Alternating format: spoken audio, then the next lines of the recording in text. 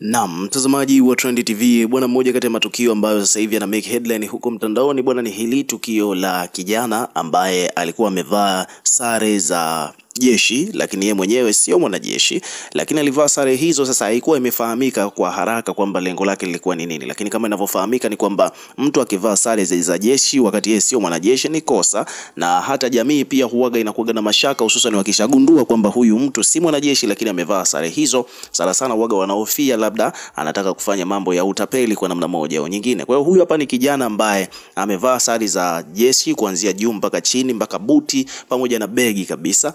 Amekamatwa huko Kariakoo, na alivyokamatwa bwana alikuwa yuko na Ostaz pembeni. Sasa kwa mujibu wa huyo Ostaz ameelezea kwamba wao wametoka huko nyumbani kwao na huyu ni mtu wake wa karibu, ni swaiba wake.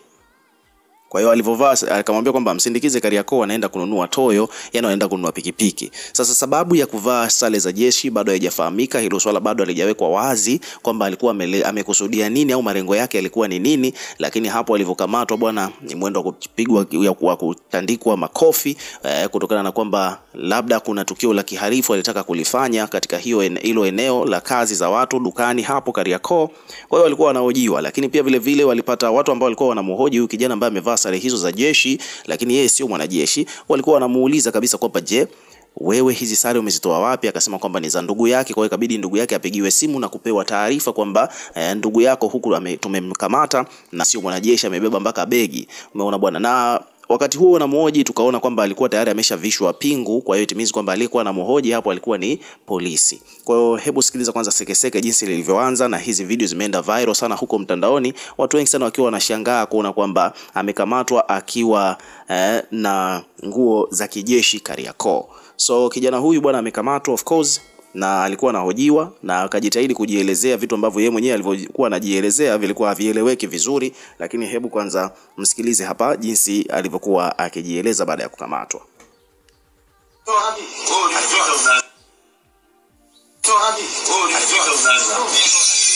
Alipofika akaacha nyumbani ukachukua. Unakaa kitu moja hapo la basoli. Anko, usinichezee sawa?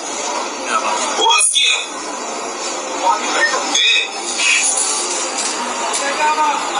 Na huyo anakomba sana. Umesikia? Baada boda anaanza kuingia dukani. Wewe unakuja na wewe sio dada pia anamjua.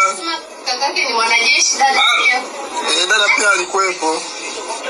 Ana kitambulisho kwa. Ana kitambulisho nguo ni zako. Hao nani kwanza kuingia? Yeah, so hapa walikuwa wanamuhoji kwamba hizo nguo amezitoa wapi, na wakapiga simu kwa mtu mwenye nguo zake wakiwa wanasema kwamba huyu bwana amevaa combat zako, yupo huku Kariakoo, tumemkamata. So hii ni moja kati ya habari ambazo zimeweka headline. Kwa mfano hapa kuna page imeandika kwamba kamatwa na nguo za jeshi Kariakoo. Tayari unaambiwa kwamba kuna mmoja kesha ya timba huko. Hivi uwaga wanapataga wapi hizi nguo jamani? Maana hapo mpaka mhusika kapigiwa simu unaiba nguo za mtu alafu unazivaa unaenda kuzivimbia Kariakoo, wanakudaka, unakula makofi kama hivyo. So hapa watu wamekuja kuweka maoni yao kuhusiana na hiyo issue. Kwa mfano kuna mtu anasema bwana hilo kofi alilopigwa kiukweli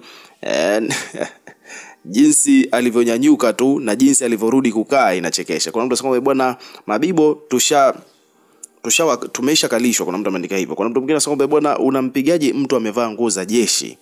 Huko ni kulilazalilisha jeshi, wapunguze ujuaji hawa watu. Of course hii issue ukiangalia kwenye protocol unaambiwa kwamba uruhusiwi kwanza kabisa, hata kama ukiwa unaigiza uruhusiwi kuigiza kwamba eti jambazi anamkimbiza polisi, ni kudhalilishaji wa jeshi. Kwa hiyo kuna vitu kama hivi, mtu hata kama hizi sare sio za kwake alafu unamtandika makofi amevaa sare za jeshi, ni kama vile kudhalilisha jeshi kwa namna moja au nyingine. Itakiwa kwanza watoe hizo sare, avue hizo sare alafu ndo wamsulubu au wampeleke polisi au wachukuliwe hatua nyingine za kisheria kwa kosa ambalo amelifanya. Lakini kumtandika mtu akiwa kwenye hali hii kwa namna moja au nyingine, kuna watu huko wamejaji wakiwa wanamaanisha kwamba ni kudhalilisha jeshi. Umeona bwana. Kuna wengine wanasema kwamba bwana huyu bwana alitaka kuwatapeli watu, kwa hiyo ndio maana amevaa sare za jeshi na sio yeye. kuna mdau mwingine hapa ameandika kwamba mtu kuvaa sare za jeshi alafu wewe mwenyewe sio mwanajeshi ni rahisi sana kugundulika, kwa sababu ukikutana na mwanajeshi mwenzio, mwanajeshi mwingine ambaye yuko cheo cha juu na sare ulizozivaa ni za cheo cha chini, usipotoa saluti ni rahisi sana kujulikana kwamba wewe sio mwanajeshi, na ndio hapo uaga wanakamatwa. So kuna mtu amekuja kuandika hivyo, lakini pia haikuishia hapo. Kulikuwa kuna mtu mwingine ambaye alikuwepo naye pale ambaye ni huyo Ustazi, na yeye pia akaulizwa kwamba je, huyu umetoka naye wapi, unamfahamu, lengo lenu lilikuwa ni nini? Kwa hiyo Ustazi naye pia alikuwa na haya ya kujitetea baada ya kukamatwa na huyu kijana ambaye alikuwa amevaa sare za jeshi wakiwa wameongozana.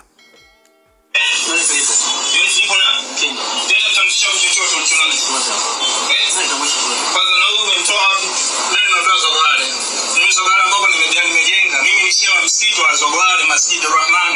Tena leo nimeacha kuswali Ijumaa, nimempa mtu msikiti aswalishe. Kwa kuwa mimi nimekuja na huyu huko Kariakoo. Aliniahidi na saiba yangu, aliniahidi ninakuja kununua toyo. Ambapo tunapokuja hapa hata maelezo ambayo alikuwa anatoa, ameelezea kwamba tumekuja kununua toyo. Tena anamjua ni askari. Tena ambaye kama kumpiga bimba afande kwa kumpiga huyo. Hamna nini, sawa. Tunaeleza dada. Yeah, so hivyo ndivyo sekeseke lilivyokuwa, ni kwamba mambo yamekuwa meusi ghafla kiasi hicho. So wadau hapa wamekuja kuweka maoni yao. Nataka hapa nikusomee pia baadhi ya comment ambazo zimejitokeza hapa.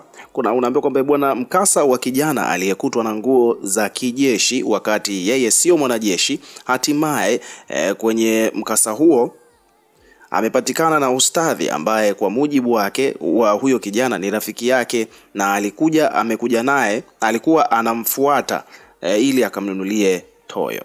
So hivyo ndivyo mambo yalivyo. Kwa hiyo tutaifuatilia hii issue kwa ukaribu zaidi, tutakupa habari zaidi bwana kwa undani, maana hii ni habari ambazo tumezipata za awali, lakini bado hili swala tunalifuatilia kwa karibu. Tutakupa habari zaidi kuhusiana na kile ambacho kimetokea, dhamira yao ilikuwa ni nini, wamechukuliwa hatua gani, na huyo kijana hizo uniform alizichukua kwa ndugu yake yupi, na alikuja nazo huko Kariakoo kwa lengo lipi, yani exactly. Umeona bwana? So hivyo ndivyo mambo yalivyo. Lakini hapa watu wamekuja kuweka maoni yao hapa. Kuna mtu anasema bwana, sasa shekhe hapo anakosa gani? Kwa sababu kwamba bwana huyo jamaa anaweza kumshtaki huyo mshikaji anayempiga kama anajua sheria, hakuna sheria ya kupigwa. Kuna mtu ameandika hivyo. Kwa mtu anasema bwana, sasa shehe hapo ana makosa gani jamani? Naye pia amepigwa bangili, maana huyo shehe naye pia alikuwa amevalishwa tayari pingu.